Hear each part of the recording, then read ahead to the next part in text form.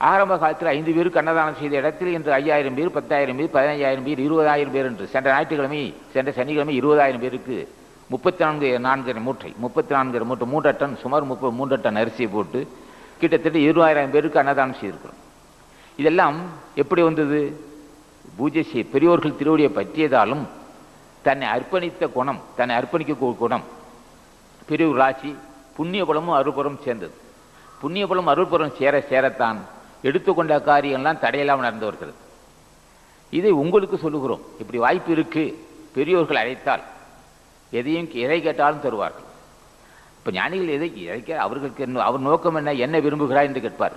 பொல்லாத வறுமை உள்ளது, மன உளைச்சல் உள்ளது, எப்போது பார்த்தாலும் வருவாய்க்கு மீறி செலவாகின்றது, நோயை எப்போதும் வைத்தியத்துக்கு மருத்துவத்துக்கு செலவாகிறது, வருவாய்க்கு மீறி செலவாகிறது, கடன் சுமை உள்ளது, அது நீதான் தீர்க்கணும்னு கேட்கிறோம்.